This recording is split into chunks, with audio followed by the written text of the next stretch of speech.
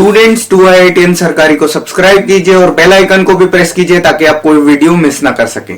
तो देखिए, आज जो हमारी क्लास है उसमें हम लोग डिस्कशन करेंगे, मूल्यांकन के पक्ष का डिस्कशन करेंगे। तो मूल्यांकन के बेसिकली 3 पक्ष हैं, आगे हम बताएंगे आपको। तो देखिए, इसको पढ़ते हैं।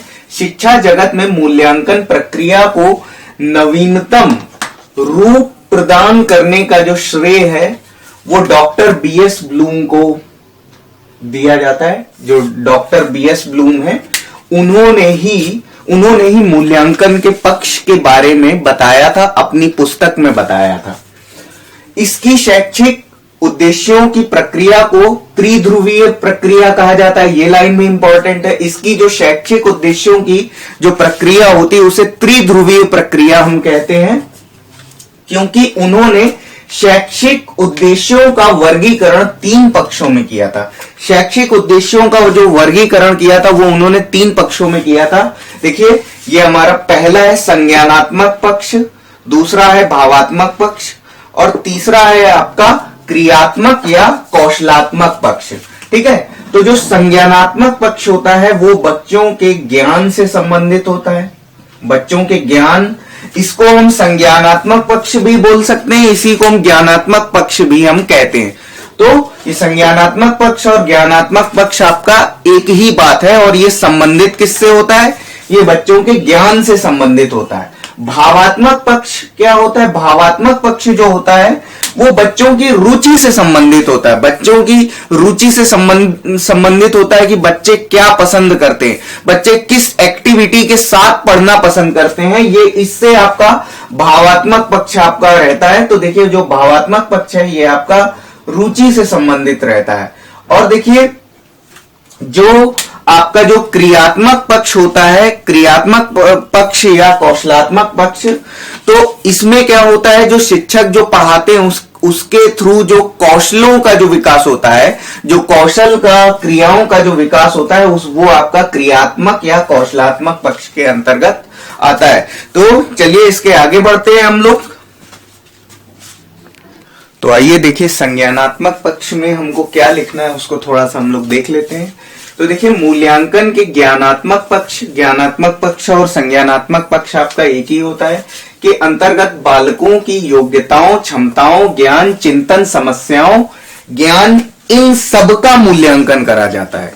ये जितने भी आपके ये टर्म्स लिखे हुए हैं ये आपका योग्यताओं, ठीक है, ये योग्यताओं, क्षमताओं, ज्ञान, चिंतन, समस्याओं, इन सब का मूल्यांकन करा जाता है। किस पक्ष में करा जाता है? ज्ञानात्मक पक्ष या संज्ञानात्मक पक्ष में करा जाता है। ठीक है। या हम इस प्रकार भी कह सकते हैं कि बालक के पास कितनी जानकारी है, बालक के पास कितनी जानकारी है और कितनी जानकारी उसे और देनी है। ठीक है। तो ये भी जो आपका डिसाइड करता है, ये कौन सा पक्ष डिसाइड करता है? ये आपका ज्ञानात्मक पक्ष डिसाइड करता है। अब देखिए, जो ज्ञानात्मक पक्ष में जो 5 पॉइंट आते हैं वो आपके क्या होते हैं?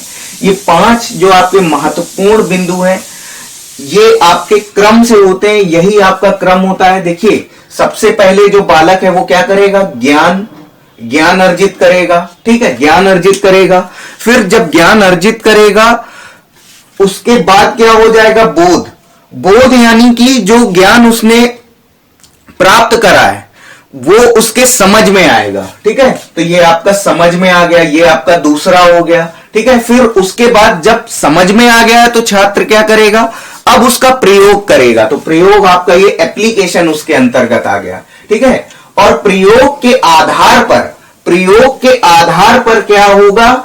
वो विश्लेषण करेगा, उसकी एनालिसिस करेगा, उसका विश्लेषण करेगा। जो भी उसने प्रयोग किया है उसका विश्लेषण करेगा, तब क्या होगा? उसके सामने एक रिजल्ट आएगा। ठीक है, और जब रिजल्ट आ जाएगा तो एंड में आपका क्या हो जाएगा? एंड में छात्र का मूल्यांकन हो जाएगा। ठीक है, तो ये जो आपके 5 पॉइंट हैं, तो ये आपके सीरियल्स हैं। Okay, so all right, fair enough. इसके आगे बढ़ते हैं हम लोग। तो देखिए, अब हम लोग मूल्यांकन के भावात्मक पक्षों के अंतर्गत हम ये देखेंगे कि बच्चों की जिस कार्य में, जिस विषय में रुचि होती है उस रुचि का हम ध्यान रखेंगे। ठीक है, एज अ टीचर हम क्या करेंगे? जो छात्रों की जिस भी कार्य में रुचि होती है उस रुचि का ख्याल रखेंगे हम लोग। हम लोग को पढ़ाना तो सभी कुछ होता है, जैसे कि हमें छात्र को की जिस विषय में रुचि है वो भी हमको पढ़ाना है, जिस विषय में रुचि नहीं है वो भी हमें पढ़ाना है। तो लेकिन जो भावात्मक पक्ष के अंतर्गत हम उन विषयों को शामिल करते हैं जिनमें छात्रों की रुचि रहती है। अब देखिए, छात्र भी विभिन्न प्रकार के होते हैं। कोई छात्र होता है जिसकी गणित विषय में बहुत अच्छी रुचि होती है, किसी छात्र की अंग्रेजी विषय में बहुत अच्छी रुचि होती है, किसी की विज्ञान में बहुत अच्छी रुचि होती है, और कोई छात्र आपका ऐसा भी हो सकता है जिसे थ्योरी वाले सब्जेक्ट्स जैसे इतिहास, भूगोल और समाजशास्त्र, इस तरीके के सब्जेक्टों में उनकी रुचि रहती है। किन्हीं बच्चों को न्यूज देखना बहुत पसंद होता है, तो जो लोग रेगुलर न्यूज देखा करते हैं तो उनकी जो रुचि होती है वो आपके करंट अफेयर्स से, व्यापार संबंधित सेंसेक्स में क्या उतार चढ़ाव चल रहा है, इन सब में उनकी रुचि ज्यादा रहती है। तो यहां पर हम लोग छात्रों की रुचि के बारे में बात करेंगे। तो देखिए, शैक्षिक उद्देश्यों के वर्गीकरण में भावात्मक पक्ष का बहुत अधिक महत्व है। ब्लूम का कहना है कि हम उस चीज को ज्यादा अच्छी तरह समझते हैं जिसमें हमारी रुचि है। ये बिल्कुल फैक्ट है। जो विषय हमें अच्छा लगता है, या विषय छोड़िए, जो चीज हमें अच्छी लगती है हम उसको ज्यादा पसंद करते हैं, जो चाहे वो चीज पढ़ने की हो, चाहे वो चीज खाने की हो, ठीक है। कोई भी चीज जो हमें ज्यादा पसंद है उसको हम ज्यादा से ज्यादा हम उसका प्रयोग करना चाहते हैं। तो और इसमें मनोवृत्तियां, संवेग, रुचियां हमारे व्यक्तित्व की कसौटी है। मनोवृत्तियां, संवेग और रुचि ये हमारे व्यक्तित्व की कसौटी है। भावात्मक पक्ष को 5 वर्गों में बांटा गया है, ठीक है। आग्रहण मतलब जो शिक्षक क्लास में बोल रहा है उसे रिसीव करना, उसे ग्रहण करना, और उसके बाद अनुक्रिया करना, ठीक है। उसके बाद टीचर को रेस्पॉन्स करना, छात्र द्वारा टीचर को रेस्पॉन्स करना। तो ये क्या है, ये दूसरा स्टेप है। ये पहला स्टेप है, ये दूसरा स्टेप है। और तीसरा अवमूल्यन, मतलब उसको मूल्य प्रदान करना। जो भी आपने जो ग्रहण किया, उसके बाद उस पर आपने अनुक्रिया की, और तीसरा आपका क्या होगा, उस पर मूल्य प्रदान करना, ठीक है। फिर उसको क्या करना, चौथे स्टेप पे क्या करेंगे, हम उसको ऑर्गेनाइज करेंगे, फिर हम उसे क्या करेंगे, कैरेक्टराइज करेंगे, ठीक है। तो जो आपका 5वां और अंतिम स्टेप है वो कौन सा है, वो चारित्रीकरण का है, ठीक है। Okay, so all right, fair enough. इसके आगे बढ़ते हैं हम लोग। अब हम लोग पढ़ेंगे कौशलात्मक या क्रियात्मक पक्ष। तो देखिए, कौशलात्मक पक्ष के बारे में हम बात करेंगे। तो देखिए, कौशलात्मक पक्ष में जो भी हम बात करेंगे, तो देखिए अभी तक हम लोगों ने जो भावात्मक पक्ष में जो हमने देखा था, तो हमने क्या किया था कि हमने रुचि को लेकर के बात की थी। लेकिन यहां पर जो बल दिया गया है, यहां पर कौशलों पर बल दिया गया है। और देखिए, जो कौशल जो होते हैं वो पैदा नहीं किए जाते हैं। जो कौशल होते हैं वो हर व्यक्ति के अंदर गॉड गिफ्टेड होते हैं। हर व्यक्ति के अंदर कुछ ना कुछ कौशल ऐसे होते हैं जिनके थ्रू अगर उनको वो पहचान ले तो वो कुछ आगे बढ़िया बन सकता है। तो देखिए, जो कौशल होते हैं वो गॉड गिफ्टेड होते हैं। इनमें देखिए आपका क्या होता है, जैसे कि किसी को आर्ट्स में बहुत अच्छा होता है, कोई छात्र आर्ट में बहुत अच्छा होता है। जैसे कि मान लीजिए कि किसी छात्र को अगर कमल बनाने के लिए बोला जाए, ठीक है, तो सब लोगों के साथ नहीं होता है। जब पंखुड़ियां बनाते हैं तो एक पंखुड़ी जो इधर बना रहे हैं और एक पंखुड़ी जो इधर बना रहे हैं, ये बिल्कुल बराबर बननी चाहिए। कुछ छात्र ऐसा कर लेते हैं और सब छात्र ऐसा नहीं कर पाते हैं। कुछ कर पाते हैं, कुछ नहीं कर पाते हैं। तो जो कुछ कर लेते हैं वो गॉड गिफ्टेड चाइल्ड होते हैं, उनके पास ये कौशल होता है। कौशल बेसिकली एक हुनर को बयां करता है, एक हुनर को निरूपित करता है। तो देखिए, जो कौशल होते हैं, कौशल से संबंधित जो छात्र होते हैं वो आपके गॉड गिफ्टेड चाइल्ड होते हैं। वो जो कौशल होता है एक विशेष प्रकार का गुण होता है जो सब छात्रों का अपना अलग अलग होता है। जैसे किसी को क्या होता है, किसी को पढ़ाई में कोई व्यक्ति होता है वो पढ़ाई में बहुत अच्छा हो जाता है, कोई बच्चा खेल में बहुत अच्छा हो जाता है, कोई बच्चा एक्टिंग में बहुत अच्छा हो जाता है।